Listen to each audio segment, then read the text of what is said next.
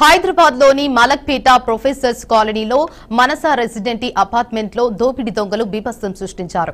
20 ఏళ్లుగా మనసా residency apartment లో నివాసం ఉంటున్న వెంకటరమణ టూర్ నిమిత్తం విదేశాలకు వెళ్లి ఇంటికి రాగానే షాక్ కు గురయ్యారు.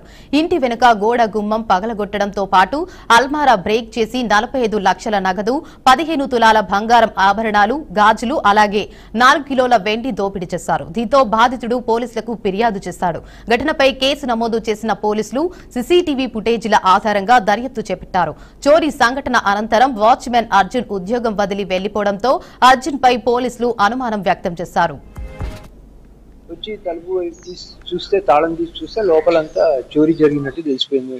ఆ బ్యాక్ డోర్ అంతా బ్రేక్ చేసి లోపలికి వచ్చి మొత్తం చేసినాడు. వెంటనే తనేమో పోలీసులకి రిపోర్ట్ చేశారు. నిన్న వాళ్ళు వచ్చేసి అన్ని రాసుకున్నారు, మొత్తం పర్టికులర్స్ అంతా. రమ్మరమ్మి అన్ని కలిపి 60-70 వరకు ఉంటాయండి. క్యాష్ కానీ ఆర్నమెంట్స్ కానీ మొత్తం. ఎన్నడూ లేనిది ఈ రోజు మాకు జరగడం ఇది చాలా బాధాకరం. దీంతో కాలనీవాసులందరూ భయభ్రాంతులకు గురవుతున్నారు. దీంతో అందరూ ఎవరంటే వాళ్ళు అలర్ట్ అయ్యి మనం పెట్టుకునే మన పరిసరాలను ప్రాంతాలు ఎవరెవరు సంచరిస్తాను అబ్జర్వ్ చేస్తూ మన సేఫ్టీ లో మనం ఉండాలని చెప్పేసి వాళ్ళందరికీ ఒక శుభ్రంగా తెలియజేస్తున్నాము.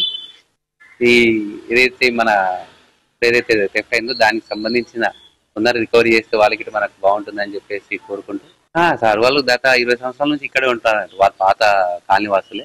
ఎప్పుడు లేనిది వాళ్ళకు అదే అన్నట్టు అదే ఇన్ని రోజుల నుంచి ఉంటున్నాము కాలనీలో. ఇంత ధైర్యంగా ఎన్ని సంవత్సరాలుగా ఉంటున్న సేఫ్టీ కాలనీ అని చెప్పేసి అందరికి మంచి ఇది ఉండేది. అలాంటిది జరగడం నిజంగా అందరికీ ఒక దిగ్భ్రాంతికి లోనయ్యామన్నట్టు విషయం తెలిసినప్పటి నుంచి మేమే కాకుండా కాలనీలో ఉన్న ప్రతి ఒక్కరు నిజంగా ఇంత మంచి కాలనీలో ఇలా జరగడం అని చెప్పేసి అందరూ చేస్తున్నారు. అందుకే మా కాలనీ పెద్దలు రెడ్డి గారు అన్న వాళ్ళందరూ వచ్చేసి అందరికి ధైర్యం చేస్తూ ఇలాంటి ఇంకోసారి జరగకుండా ఏ విధంగా అయితే సూచనలు